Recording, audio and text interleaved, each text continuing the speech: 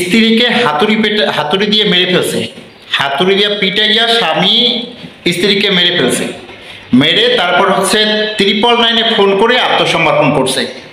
ঘটনাটি ঘটেছে বরিশালের বানরিপাড়ায় উদয়কাঠি গ্রামে।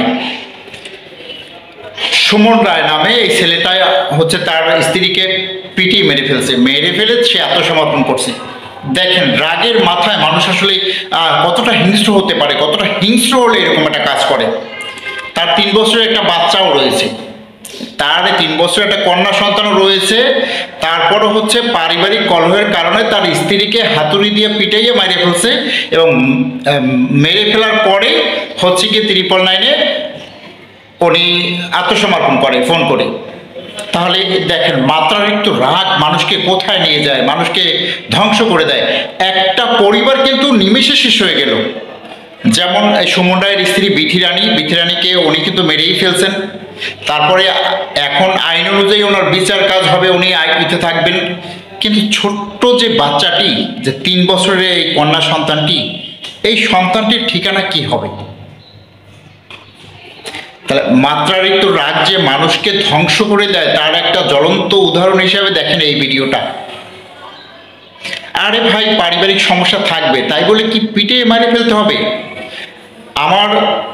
আমার বউ খারাপ, খুব খারাপ, আমি তাকে রাখবো না।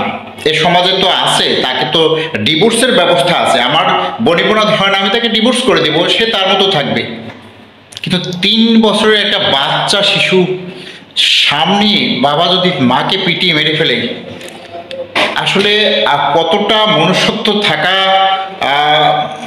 না থাকলে এই মানুষগুলো এরকম একটা কাজ করতে পারে।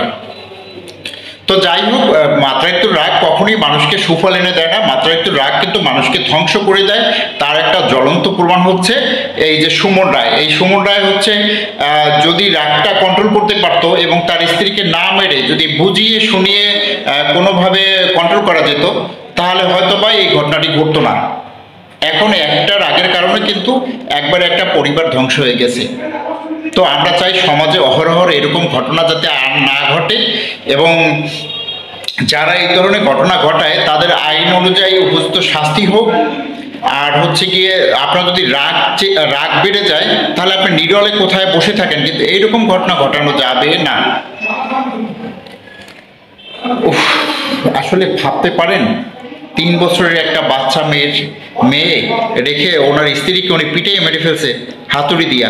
এটা আসলেই কারো কাম্য নয়। তো এরকম রাগ থেকে সবাই বিরত থাকবেন। এরকম ঘটনা যাতে সমাজে অহরহ না ঘটে সেই দিকে নিজে সচেতন থাকবেন, অন্যকে সচেতন করবেন। সবাই অনেক অনেক ভালো থাকবেন। ভিডিওটি অবশ্যই শেয়ার করে দিবেন যাতে করে এই মানুষগুলো একটু হলেও সচেতন হতে পারে যে রাগের মাথায় চাইলেই অনেক কিছু করা যাবে না। সবাই ভালো থাকবেন। আজকের মতো বিদায়। আসসালামু আলাইকুম।